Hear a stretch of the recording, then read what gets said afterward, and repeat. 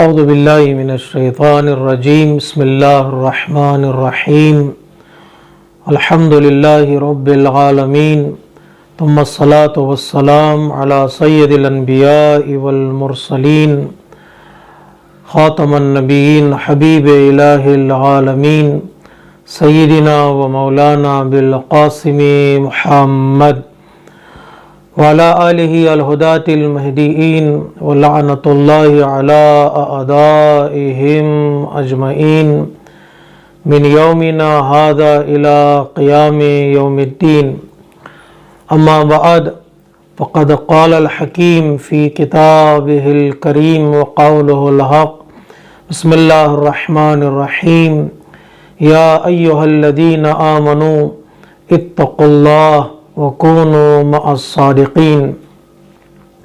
ناظرین و ناظرات محترم، السلام علیکم ورحمۃ اللہ وبرکاتہ۔ ایک بار پھر ایک نئے موضوع کے ساتھ، ایک نئے سوال کے ساتھ آپ حضرات کی خدمت میں حاضر ہوں۔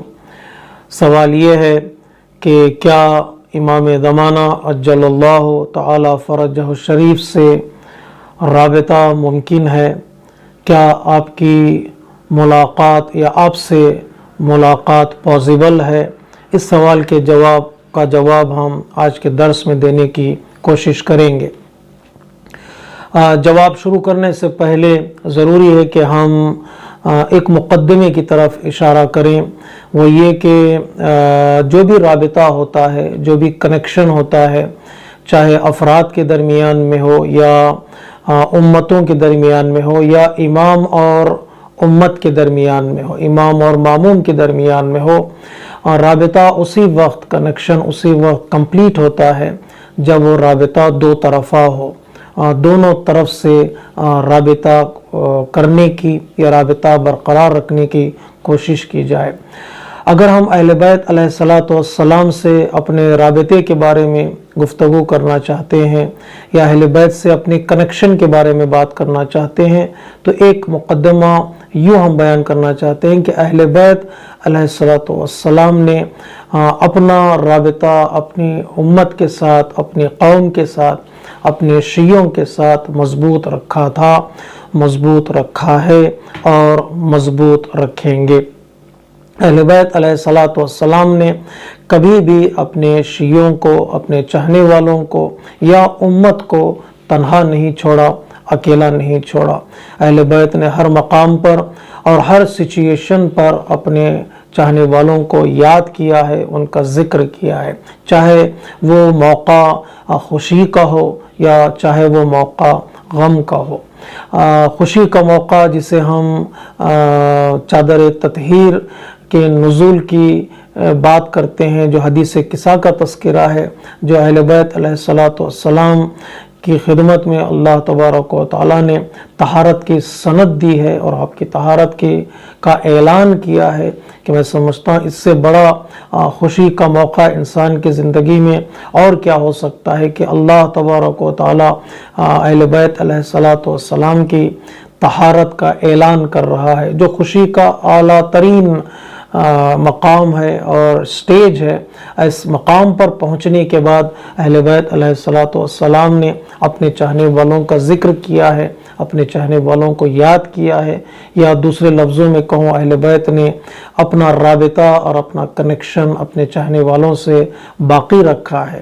طہارت کی سند کے اعلان کے بعد، ڈاکومنٹیشن کے بعد، مولا کائنات نے پیغمبر اسلام سے سوال کیا کہ یا رسول اللہ ہم کس لیے چادر میں جمع ہوئے ہیں؟ تو پیغمبر اسلام نے وہاں پر شیعوں کا تذکرہ کیا، وہاں محبوں کی بات کی، تب مولا کائنات نے کہا کہ اب ہم کامیاب ہو گئے، اب ہم سعادت مند ہو گئے۔ یعنی ایک دین اور ایک مکتب اسی وقت کامیابی کی منزلوں کو طے کرتا ہے جس دین اور جس مکتب کے امام اور جس دین اور مکتب کی امت اور ماننے والی دونوں ایک پلیٹ فارم پر نظر آئے، تبھی جا کر ایک جماعت تشکیل پاتی ہے۔ تو اہل بیت نے اپنے چاہنے والوں کا ذکر کیا، چاہنے والوں کو یاد کیا، یا غم کا موقع جو زندگی کا سب سے بڑا، تاریخ کا سب سے بڑا غم کا دن ہے، وہ عاشور کا دن ہے۔ اس سے بڑھ کر غم کا دن کوئی نہیں ہے اہل بیت کی زندگی میں۔ اس مقام پر بھی اہل بیت نے اپنے چاہنے والوں کو یاد کیا ہے، خصوصی طور پر آخری وصیت جو اپنے امام حسین علیہ السلام نے چوتھے امام سے کی، اس وصیت میں یہ جملہ ذکر ہوا ہے کہ آپ نے کہا، بیٹا جب مدینہ جانا تو ہمارے چاہنے والوں کو، ہمارے شیعوں کو سلام سنا دینا اور کہنا کہ جب بھی ٹھنڈا پانی پئیں اس حسین مظلوم کی پیاس کو یاد کریں، اور جب کسی شہید اور غریب کی خبر سنیں تو حسین مظلوم کا تذکرہ کریں کہ حسین سے بڑا کوئی پیاسا اس دنیا سے نہیں گزرا ہے، اور حسین سے بڑا کوئی شہید نہیں، اور حسین سے بڑا کوئی غریب نہیں ہے۔ اور اسی طرح اگر ہم مختلف روایتوں کا مطالعہ کریں تو اہل بیت علیہ السلام نے اپنی طرف سے اپنی کنیکشن کو، اپنے رابطے کو امت کے ساتھ، شیعوں کے ساتھ جوڑ کے رکھا اور بیان بھی کیا ہے۔ کبھی بھی شیعوں کو انہوں نے اکیلا نہیں چھوڑا۔ حتیٰ اگر ہم مختلف روایتوں کا مطالعہ کریں تو اہل بیت علیہ السلام نے نہ تنہا اس دنیا میں انہوں نے اپنے رابطے کا اعلان کیا، اپنے کنیکشن کا اعلان کیا، بلکہ معتبر حدیثوں میں ہے کہ مولا کائنات نے ارشاد فرمایا، میں ان لوگوں کے سراہنے پہنچوں گا جو لوگ ہماری محبت رکھتے ہیں، سکرات کے موقع پر آؤں گا، قبر میں آؤں گا، پولیس صراط پر حاضر رہوں گا، اور حساب و کتاب کے موقع پر حاضر رہوں گا، دروازہ جنت پر میرے چاہنے والے مجھے دیکھیں گے، تو نزا کے وقت میرے چاہنے والے مجھے دیکھیں گے۔ یہ وہ چیزیں ہیں جو اہل بیت کی طرف سے اپنے رابطے کا امت کے ساتھ اعلان کرتی ہیں، اور ہمیں فخر ہے اس شیعہ ہونے پر، ہمیں فخر ہے اہل بیت کے کا چاہنے والا ہونے پر کہ اہل بیت نے ہم کو اپنی دعاؤں میں، ہم کو اپنی تمناؤں میں یاد رکھا ہے۔ جو دوسرا رابطہ ہے وہ امت کا امام کے ساتھ ہے، شیعوں کا اپنے لیڈر کے ساتھ ہے، اپنے رہبر کے ساتھ ہے۔ اس رابطے کے بارے میں گفتگو ہونی چاہیے کہ ہمارے امام کے ساتھ کس طرح رابطہ ہے، ہمارے امام کے ساتھ کس طرح کنیکشن ہے۔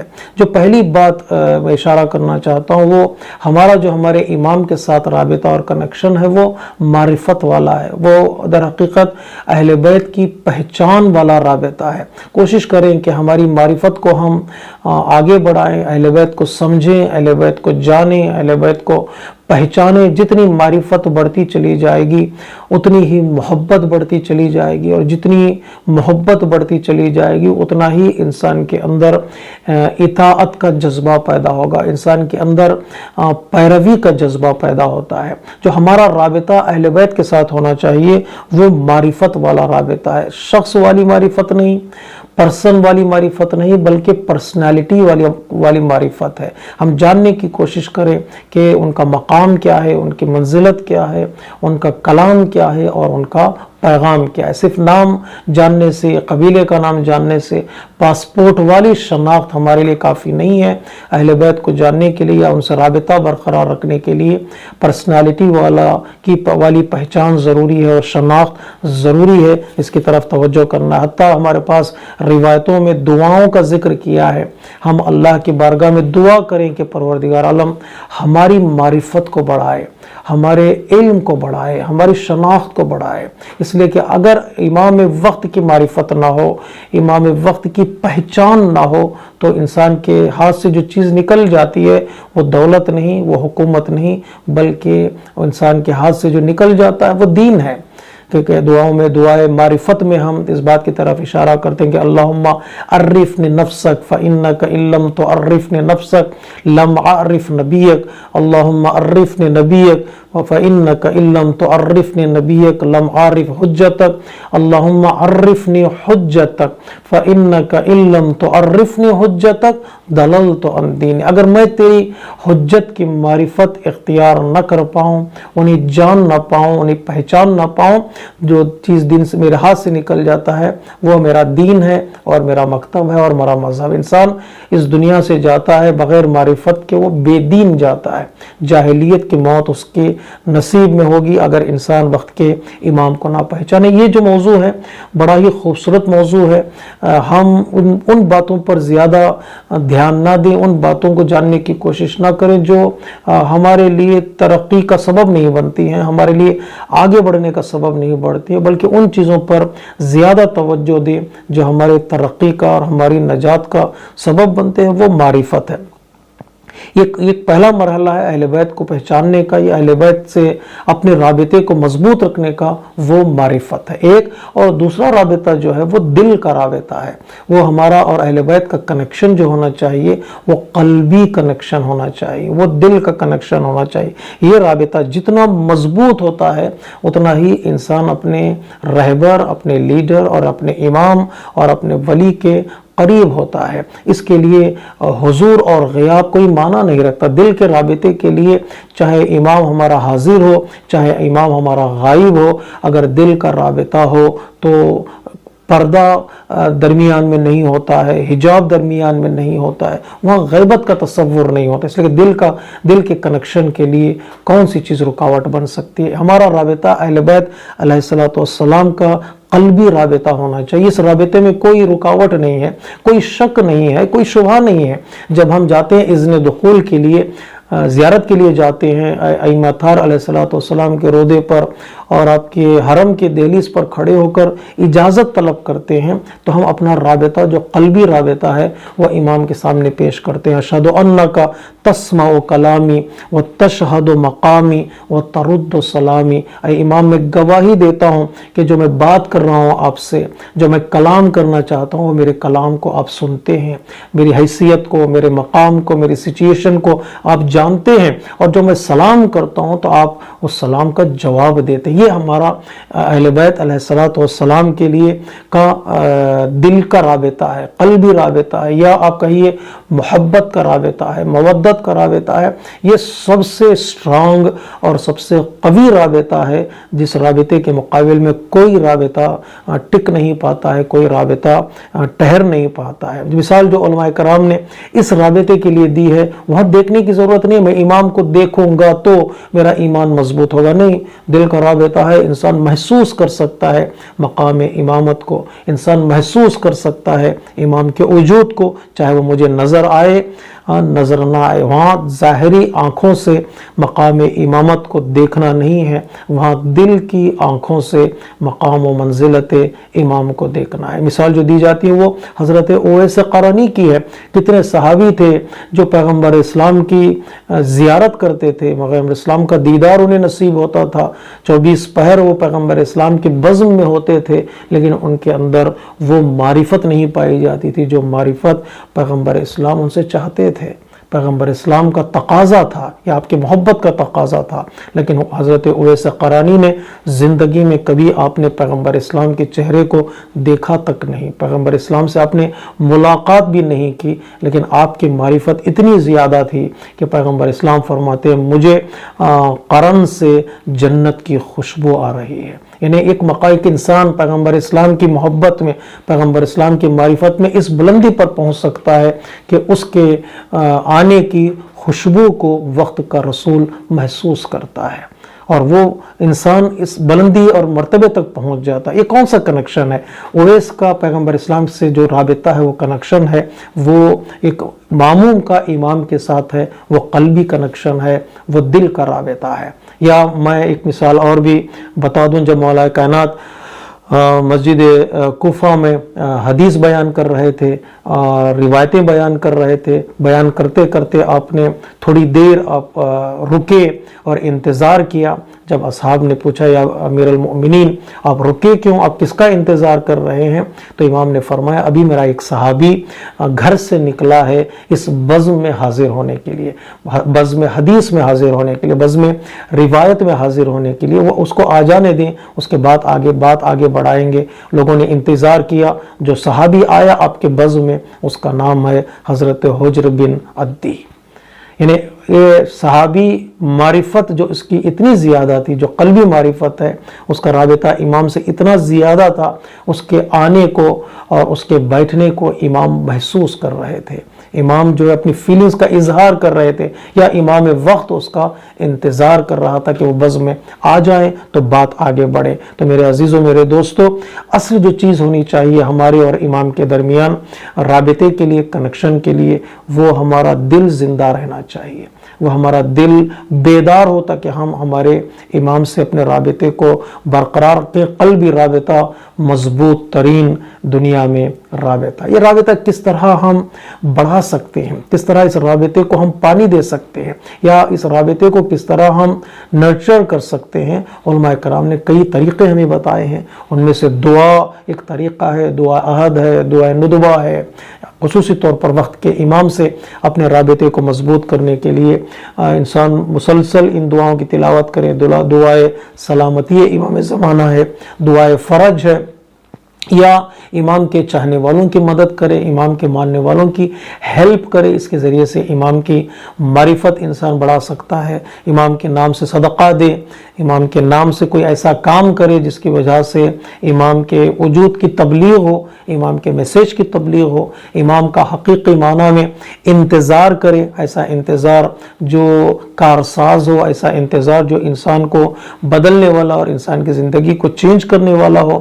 یا اسی طرح سے بعض روایتوں میں زیارتوں کی تاکید کی گئی ہے، حج کی تاکید کی گئی ہے، امام کے نام سے زیارت کرے، امام کے نام سے حج کرے، اور زیارت جامعہ کبیرہ کی تلاوت کرے، تاکہ اس طرح سے انسان اپنے رابطے کو امام سے مضبوط کر سکتا ہے، ایک بہترین انسان بننے کی کوشش کرے، ایک بہترین ہیومن بینگ بننے کی کوشش کرے، جس کے نتیجے میں انسان اپنے امام وقت سے اپنے رابطے کو مضبوط بنا سکتا ہے۔ کسی نے علامہ طباطبائی رحمۃ اللہ علیہ صاحب تفسیر المیزان سے سوال کیا، علامہ بتائیے امام سے ملاقات کے لیے ہمیں کیا کرنا چاہیے؟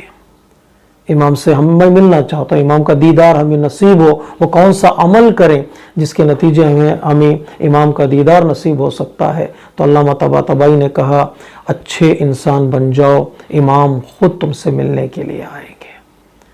امام ہوتا ہی تمہاری ملاقات کے لیے ہے، تم ایک نیک انسان بن جاؤ، ایک اچھے انسان بن جاؤ، امام خود تمہاری ملاقات کے لیے۔ اس کے ذیل میں علماء کرام نے کئی واقعات کو نقل کیا ہے، کئی داستانوں کو نقل کیا۔ میں ایک واقعے کی طرف اشارہ کروں، خصوصی طور پر جو آیت اللہ العظمیٰ سید علی سستانی مدظ العالی کے والد محترم سید محمد باقر سستانی سے یہ واقعہ نقل کیا گیا ہے۔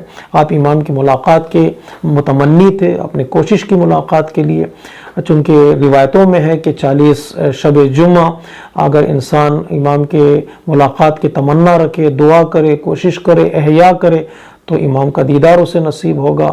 تو آپ 40 شب جمعہ مختلف مسجدوں میں آپ احیاء کرتے تھے، دعائیں کرتے تھے تاکہ آپ کو امام زمانہ کا دیدار نصیب ہو۔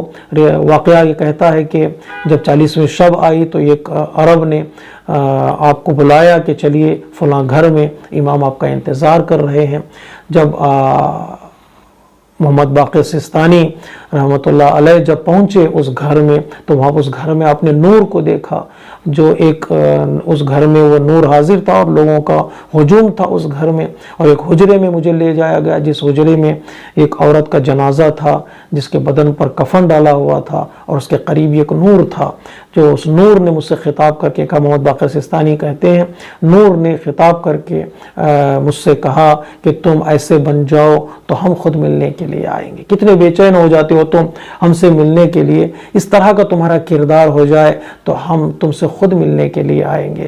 میرے اندر بے چینی بڑھی تو میں نے پوچھا کہ اس عورت کا وہ کون سا کردار ہے جو کردار امام وقت کو پسند آیا، وہ کون سا عمل ہے، وہ کون سا ایکشن ہے جس کی وجہ سے امام وقت خود ملنے کے لیے اس خاتون سے آ گیا۔ تو بتایا گیا کہ جب شاہ نے پابندی لگائی تھی حجاب پر، جو بھی عورت سڑک پر نکلتی تھی اس کے سر سے حجاب کو کھینچ لیا جاتا تھا، حجاب چھین لیا جاتا تھا، اس عورت نے اپنے حجاب کو بچانے کے لیے اپنے گھر میں خود کو مقید کر لیا اور بے پردگی اس نے پسند نہیں کی۔ تو یہ کردار امام کو اتنا پسند آیا کہ اس بیوی کے جنازے پر امام وقت خود تشریف لے آئے ہیں۔ یعنی نتیجہ یہ کہ اگر انسان انسانیت کے راستے پر ہو، اگر انسان شریعت کے راستے پر ہو، تو امام وقت خود اس سے ملنے کے لیے آتا ہے۔ یہ دل کا رابطہ، قلبی رابطہ ہر انسان اپنے امام وقت سے برقرار رکھ سکتا ہے، لیکن مشکل وہاں پر ہے۔ اصل گفتگو وہاں سے شروع ہوتی ہے جب ہم اپنے امام سے جسمانی رابطے کی بات کریں، اپنی آنکھوں سے دیکھنے کی بات کریں کہ کیا ہم امام سے ملاقات کر سکتے ہیں، کیا ہم اپنی ظاہری آنکھوں سے امام کو دیکھ سکتے ہیں یا نہیں دیکھ سکتے۔ یہاں پر دو نظریات ہیں۔ ایک نظریہ یہ کہ امام کو دیکھیں اور نہ پہچانے، تو یہ ممکن ہے کہ اس لیے کہ امام کو کئی لوگ دیکھتے بھی ہیں اور پہچان نہیں پاتے، روایتیں بھی اس کی تاکید میں ہیں۔ حتیٰ امام زمانہ کو حضرت یوسف سے تشبیہ دی گئی ہے کہ آپ بزم میں ہیں، آپ لوگوں کے درمیان ہوتے ہیں، جیسے حضرت یوسف تھے اپنے بھائیوں کے درمیان میں تھے اور بزم میں تھے، لیکن بھائی جو ہے وہ حضرت یوسف کو پہچان نہ پائے جب تک خود حضرت یوسف نے اپنا تعارف نہیں کروایا، اپنا انٹروڈکشن نہیں کروایا کہ انا یوسف کہہ کر۔ اس وقت تک حضرت یوسف کے بھائیوں نے بھی حضرت یوسف کو نہیں پہچانا۔ اسی طرح امام زمانہ عجل اللہ تعالی فرجہ الشریف ہمارے درمیان ہوتے ہیں، ہمارے بزم میں ہوتے ہیں، حج پر ہوتے ہیں، زیارت پر نظر آئیں گے، عرفات کے میدان میں امام تشریف لے آتے ہیں، لیکن لوگ امام کو دیکھتے ہیں اور امام کو پہچان نہیں پاتے۔ اس وقت لوگوں کو امام کے ہونے کا احساس ہوتا ہے جب امام ظہور فرمائیں گے، اور لوگ جب امام کے چہرے کو دیکھیں گے تب لوگوں کو یاد آئے گا، ہاں ہم نے اس شخص کو فلاں میدان میں دیکھا تھا، فلاں زیارت پر دیکھا تھا، فلاں حج کے موقع پر دیکھا تھا۔ تو اگر یہ ملاقات کا مطلب یہ ہے کہ امام کو دیکھا جائے اور امام کو نہ پہچانا جائے، اس کی تائید عقل بھی کرتی ہے، اور یہ ممکن بھی ہے، پوزیبل بھی ہے کہ کچھ لوگ امام کو دیکھتے ہیں لیکن امام کو پہچان نہیں پاتے۔ لیکن اس سے مشکل مرحلہ وہاں شروع ہوتا ہے کہ امام کو کوئی دیکھے اور پہچان بھی لے۔ کیا یہ چیز ممکن ہے کہ امام جب پردہ غیب میں ہے، میں بعنوان شیعہ، میں بعنوان محب امام کو دیکھوں اور امام کو پہچان بھی لوں؟ کیا یہ پوزیبل ہے؟ عقلی اعتبار سے کوئی مشکل نہیں ہے، انٹلیکچوئل اعتبار سے یہ کوئی محال چیز نہیں ہے کہ ناممکن چیز نہیں ہے کوئی انسان دیکھے اور پہچان لے، لیکن روایت کے اعتبار سے، علماء کے اقوال کے اعتبار سے کیا یہ ممکن ہے کہ کوئی امام کو دیکھے اور پہچان لے؟ اس میں دو نظریات ہیں۔ کچھ لوگ کہتے ہیں نہیں، کوئی یہ کہہ نہیں سکتا اور یہ ممکن نہیں ہے کہ کوئی امام کو دیکھے اور پہچان لے، جسمانی ملاقات امام سے کسی کی ہو، یہ پوزیبل نہیں ہے، لیکن کچھ گروہ علماء کا یہ بھی ہے، وہ کہتا ہے یہ پوزیبل ہے۔ جو لوگ کہتے ہیں کہ امام کو دیکھیں اور پہچان لے، یہ چیز روایتیں اس کے خلاف ہے، خصوصی طور پر جو توقیع امام نے لکھی تھی علماء کے نام، اس توقیع میں اس بات کا ذکر کیا گیا ہے کہ ہم تمہارے ساتھ ہیں، ہم تمہارا امام کہتے ہیں ہم تمہارے ساتھ ہیں، تمہارا خیال کرتے ہیں، اگر ہم نہ ہوتے تو لوگ تمہیں ختم کر دیتے، ہم تمہارے ذکر کو بھلائیں گے نہیں، لیکن ملاقات کا کوئی دعویٰ نہیں کر سکتا۔ اس توقیع میں صاف طور پر ذکر کیا گیا ہے کہ جو بھی دیدار کا دعویٰ کرے گا، جو بھی ملاقات کا دعویٰ کرے گا، وہ جھوٹا ہوگا۔ اس توقیع میں صاف طور پر ذکر کیا گیا ہے، جس کی طرفداری میں ہمارے کچھ علماء ہیں، آیت اللہ فیض کاشانی ہیں، محمد بن ابراہیم نعمانی ہے، شیخ مفید ہیں، کاشف الغطاء جیسے بڑے علماء اس بات کا انکار کرتے ہیں کہ آخر امام سے جسمانی ملاقات ممکن نہیں ہے، چونکہ توقیع ہمارے ساتھ ہے اور توقیع کہہ رہی ہے کہ ملاقات نہیں ہوگی۔ اس کے ساتھ ساتھ کچھ ہماری روایتیں بھی ہیں جو اس توقیع کی سپورٹ میں ہیں۔ کون سی روایتیں ہیں جو توقیع کی سپورٹ میں ہیں؟ وہ روایتیں جو یہ بتاتی ہیں کہ غیبت کا زمانہ اتنا طولانی ہوگا، امام کے آنے میں اتنی دیری ہوگی کہ امام کے چاہنے والے مایوس ہو جائیں گے، کچھ امام کے چاہنے والے مایوس ہو جائیں گے، یعنی انتظار سے تھک جائیں گے، اور ممکن ہے ہے کہ وہ اپنے عقیدے سے اپنے فیت سے ہاتھ دھو بیٹھے. اور یہ روایتیں بتا رہی ہیں کہ طولانی ہوگی, غیبت کا زمانہ طولانی ہوگا تو مایوسی چھا جائے گی. وہ مایوسی وہیں پر ہوتی ہے جہاں پر ملاقات ممکن نہ ہو, وہاں پر ملنا جلنا نہ ہو. اگر جسمانی ملاقات ممکن ہو, امام کا دیدار ممکن ہو, تو پھر یہ مایوسی کا تصور ہی نہیں ہو سکتا. مایوسی بتا رہی ہے کہ امام سے ملاقات ممکن نہیں ہے. اور خصوصی طور پر غیبت امام جو ہے وہ مذہب تشیع کے ماننے والوں کے لیے ایک بڑا امتحان ہے. انہیں ہو کر گزرنا امام کی غیبت اور انتظار در حقیقت شیعوں کا ایک ٹیسٹ ہے, اس میں کامیاب ہونا ہے. اگر ملاقات ممکن ہو تو پھر ٹیسٹ مانا ندارت. کچھ لوگوں کا یہ نظریہ ہے, لیکن کچھ دوسرے لوگ بھی ہیں, علماء کرام بھی ہیں, وہاں بھی سرکردہ علماء ہیں, وہ کہتے ہیں نہیں ملاقات ممکن ہے, ممکن ہو لیکن کچھ شرائط کے ساتھ, کچھ کنڈیشنز کے ساتھ. دیکھیے آیت اللہ محدث نوری کہتے ہیں دیدار امام زمانہ کا ممکن ہے. آپ کہاں سے کہہ رہے ہیں کہ دیدار امام زمانہ کا ممکن ہے؟ شیخ محدث نوری کہتے ہیں واقعات ہمارے پاس علماء کرام کی اتنے زیادہ ہیں کہ وہ کثرت واقعات کی اس بات کی تائید کرتی ہے, تاکید کرتی ہے کہ امام سے ملاقات ممکن ہے. تو ایک نظریہ شیخ محدث نوری کا, اور دوسرا نظریہ سید مرتضیٰ کا. ہاں دیدار ممکن ہے. کیوں دیدار ممکن ہے؟ سید مرتضیٰ آپ کے پاس دلیل کیا ہے دیدار کیوں ممکن ہے, امام سے ملاقات کیوں پاسبل ہے؟ سید مرتضیٰ کہتے ہیں اگر امام ہیں تو ملاقات ہونا چاہیے, دیدار ہونا چاہیے. اگر ہیں تو دیدار ہو, اگر دیدار نہ ہو تو پھر ہونے کا کوئی فائدہ نہیں ہے. لیکن ہاں سب کے لیے نہیں ہے. کنڈیشن میں نے کہا تھا ملاقات کنڈیشنل ہے, امام کا دیدار کنڈیشنل ہے. ایک کنڈیشن یہ کہ یہ دیدار اور یہ ملاقات سب کے لیے نہیں ہے بلکہ مخصوص لوگوں کے لیے ہے. کچھ لوگ امام سے دلی قلبی اعتبار سے پیوریفائڈ ہیں, تزکیہ نفس کر چکے ہیں, اس مقام پر پہنچ چکے ہیں کہ وہ امام سے ملاقات کر سکتے ہیں, ان کی ملاقات امام سے ہو سکتی ہے. خصوصی طور پر سرکردہ علماء جو علماء حق ہیں, جو صحیح راستے پر گامزن ہیں, ان کی ملاقات امام سے ہو سکتی ہے. سید بن طاؤس نے بھی ملاقات کا اقرار کیا, ہاں امام سے ملاقات ہو سکتی ہے. جو حدیث میں منع کیا گیا ہے, جو ہماری ملاقات کا دعویٰ کرے گا وہ جھوٹا ہے, سید بن طاؤس کہتے ہیں ہاں اس حدیث کے مطابق ملاقات ہو سکتی ہے لیکن اظہار کرنے کی اجازت نہیں ہے, بیان کرنے کی اجازت نہیں ہے. یہ ایک انڈیویجول مسئلہ ہے. اگر کوئی عالم, کوئی مرجع, کوئی مجتہد, کوئی مومن امام زمانہ سے ملاقات کر رہا ہے تو وہ اور اس کے امام کے درمیان رابطہ ہے, اس کا اظہار نہیں کیا جا سکتا, اس کو بیان نہیں کیا جا سکتا.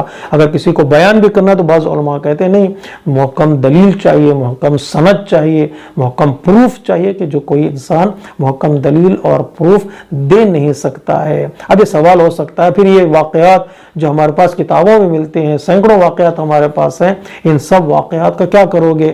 تو علماء کرام نے اشارہ کیا ہے یہ واقعات ان کے مرنے کے بعد, ان کے وفات کے بعد, ان کی دنیا سے گزر جانے کے بعد ان کے رشتہ داروں نے, ان کے دوستوں نے, ان کے شاگردوں نے بیان کیا ہے, کتابوں میں لکھا ہے, اس ذریعے سے وہ واقعات ہم تک پہنچے ہیں. لیکن کنڈیشن یہ ہے کہ وہ اپنی ملاقات کا تذکرہ نہیں کرتے ہیں جب تک وہ زندہ ہیں, چونکہ حدیث کہہ رہی ہے کہ دعویٰ ملاقات کا نہیں ہونا چاہیے. یہ ان لوگوں کا نظریہ جو کہتے ہیں ملاقات ممکن ہے, اور ان لوگوں کا نظریہ جو ملاقات ممکن نہیں ہے کے قائل ہیں. یعنی کچھ علماء ملاقات کے پاسبلٹی کے قائل ہیں, کچھ علماء ملاقات کے پاسبل نہ ہونے کے قائل ہیں. درمیان میں ایک نتیجہ نکالا جا سکتا ہے. نتیجہ کیا ہے؟ اصل جو ذمہ داری, 3 نتیجے میں یہاں آپ کی خدمت میں پیش کرنا چاہتا ہوں. غور کیجئے گا, یہ درس ہے, یہ غور کرنے کے لیے درس کا آرگنائز کیا گیا ہے.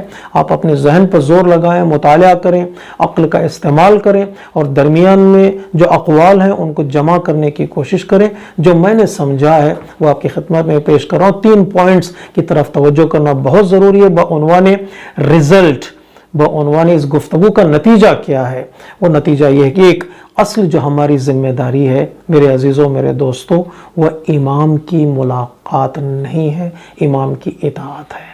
امام کی اطاعت, امام کے راستے پر چلنا, امام کے آواز پر لبیک کہنا اصل ہماری ذمہ داری ہے. ملاقات ہو یا نہ ہو, ملاقات کا اس میں کوئی اثر نہیں ہے. ملاقات کا اس میں کوئی دخل نہیں ہے. انسان ظاہری آنکھوں سے امام کو دیکھے یا ظاہری آنکھوں سے امام کو نہ دیکھے، امام کے پیغام پر عمل کرنا، امام کے حدیثوں اور روایتوں پر عمل کرنا اصل ہماری ذمہ داری ہے. اس پر انسان کو زیادہ سے زیادہ کنسنٹریٹ کرنا چاہیے. کیا ہم نے کربلا کا واقعہ اپنے آنکھوں سے دیکھا ہے؟ کیا میدان غدیر کا واقعہ ہم نے اپنی آنکھوں سے دیکھا ہے؟ کیا ہماری ملاقات مولا کائنات سے ہوئی ہے؟ کیا ہماری ملاقات امام حسین سے ہوئی ہے یا امام حسن سے ہوئی ہے؟ نہیں، بات ملاقات کی نہیں ہے، بات ریسپانسبلٹی کی ہے. میری ریسپانسبلٹی کیا ہے، میری ذمہ داری کیا ہے، اس پر انسان زیادہ سے زیادہ زور دے، اس بات کا امپورٹنٹ دے اپنی زندگی میں، تاکہ اس کی زندگی بہتر سے بہتر ہو سکتے. پہلی ذمہ داری ہے اور پہلا نتیجہ ہے جو ان گفتگو سے ہم نکال سکتے ہیں. اور دوسرا نتیجہ جو ہم اس گفتگو سے نکال سکتے ہیں وہ یہ ہے کہ امام کے ظہور کی بھرپور تیاری کرے، ایک پلیٹ فارم تیار کرے امام کے لیے، ایک زمینہ فراہم کرے کہ امام آئے. دیکھنے کی اتنی خواہش ہے، امام کے دیدار کی تمنا اتنی ہی زیادہ ہے، چلو ایسا کام کرتے ہیں کہ امام کا ہمیں دیدار نصیب ہو تاکہ امام کا ظہور بھی جلدی ہو سکے. پلیٹ فارم تیار کرنا ہمارا کام ہے، دعائیں کرنا ہمارا کام ہے، امام کے نام کی رٹ لگانا ہمارا کام ہے، امام کے ظہور کی دعا کرنا ہمارا کام ہے. اتنی دعائیں کریں، اتنا اصرار کریں اللہ کی بارگاہ میں کہ اللہ تبارک و تعالی امام کے ظہور میں تعجیل کرے، امام کے ظہور کو جلد از جلد ایک تحفے کے طور پر ہمیں عطا کرے، اور امام کی بزم ہو اور امام صدر نشین ہو، اور ہم امام کے چہرے کو بھی دیکھیں اور امام کی حدیثوں کو بھی سنیں. یہ ہم سب کی ذمہ داری ہے. دوسرا نتیجہ جو ہم اس گفتگو سے لے سکتے ہیں کہ وہ امام کے ظہور کے لیے کوشش کریں، تلاش کریں ایسا انتظار، جس انتظار میں عمل ہو، جس انتظار میں ایکشن ہو، جس انتظار میں ریولیوشن ہو. ایک ہے دوسرا نتیجہ. اور تیسرا نتیجہ بحث ہے کہ ممکن ہے کہ انسان امام سے ملاقات کرے، ممکن ہے کہ انسان کی آنکھیں امام کے دیدار سے پرنور ہوں، مشرف ہوں، اور انسان کو یہ سعادت نصیب ہو. لیکن یہ سعادتیں، یہ ملاقاتیں، یہ دیدار انسان کا اپنا ایک زندگی کا تجربہ، یا میں اپنے لفظوں میں کہوں یہ اللہ کی طرف سے اس کے لیے ایک رحمت ہے، اس کے لیے ایک بلیسنگ ہے، اور اس کو اپنے انڈیویجول لائف تک محدود رکھے کہ اس کو بیان کرنے کے لیے، اس کو لوگوں کے درمیان پھیلانے کی اس کی ہمیں اجازت نہیں ہے. اس لیے کہ اگر یہ واقعات زیادہ ہو جائیں، ہر آدمی یہ کہنا شروع کر دے میں نے امام سے ملاقات کی ہے، میں نے امام کے چہرے کو دیکھا ہے، امام میرے گھر آئے تھے، تو اس طرح جو امامت کے غیبت کا جو فلسفہ ہے وہ فلسفہ کمزور ہو جاتا ہے. ممکن ہے کہ کچھ لوگ جھوٹا دعویٰ بھی کریں، جھوٹے ادعا بھی کریں. ان چیزوں کو روکنے کے لیے اگر دیدار بھی ہو تو میرا اپنا ایک پرسنل اور انڈیویجول تجربہ ہے، اور ایک میری زندگی میں اللہ کی طرف سے ایک عطا ہے اور اللہ کی طرف سے ایک رحمت ہے. بیان بھی بعض علماء نے جو کیا ہے، محکم سند، محکم دلیل اور محکم ریزن اس کے پیچھے ہونا چاہیے، ورنہ انسان ان چیزوں کو بیان نہ کرے، نہ خوابوں کو ایسے بیان کرے جس کی وجہ سے یہ عقیدہ کمزور ہو جائے، اور نہ ہی اپنی ملاقاتوں کا تذکرہ انسان بار بار کرے جس کی وجہ سے جو غیبت کا فلسفہ ہے، جو غیبت کی حکمت ہے، وہ کمزور ہو جائے. اصل جو نظام ولایت کو باقی رکھنا ہم سب کی ذمہ داری. ہر وہ چیز جو ولایت اور امامت کے سسٹم کو کمزور بناتی ہے، اس چیز کو بیان کرنے کی اور اس چیز کو ایکسپوز کرنے کی یا اس چیز کو ڈسکلوز کرنے کی ہمیں اجازت نہیں ہے. ہاں امام ہے تو ہماری آنکھیں پرنور ہو سکتی ہیں. چلیے آج ماہ رمضان میں کئی دعاؤں میں سے ایک دعا یہ بھی ہے کہ پروردگار امام زمانہ کے ظہور میں تعجیل فرما اور ہماری آنکھوں کو امام کے دیدار سے پرنور فرما، اور ہم امام کو تلاش کریں. دعا ندبہ میں ہم کیا کرتے ہیں؟ امام کو تلاش کرتے ہیں. خب تلاش اسی چیز کی جاتی ہے جو ہوتی ہے. اور تلاش کیوں کر رہے ہیں؟ ظاہر سی بات ہے، ہم امام کو دیکھنا چاہتے ہیں. ہماری آنکھیں امام کے पुरनूर चेहरे को देखना चाहते हैं। कौन है जो आशिक हो, कौन है जो इमाम का मुहिब हो और अपने महबूब को ना देखना चाहे, अपने माशूक को ना देखना चाहे। हाँ, हमारा इमाम जान कायनात है, रूह कायनात है। पर दुआ कर लें इस महीने में कि परवरदिगार हमें इमाम का दीदार नसीब फरमा, ताकि हमारी ज़िंदगी पुरनूर हो और हम इमाम के हकीकी माना में नासिर और मददगार बन सकें। उस दिन की उम्मीद के साथ वस्सलामु अलैकुम व रहमतुल्लाहि व बरकातहू।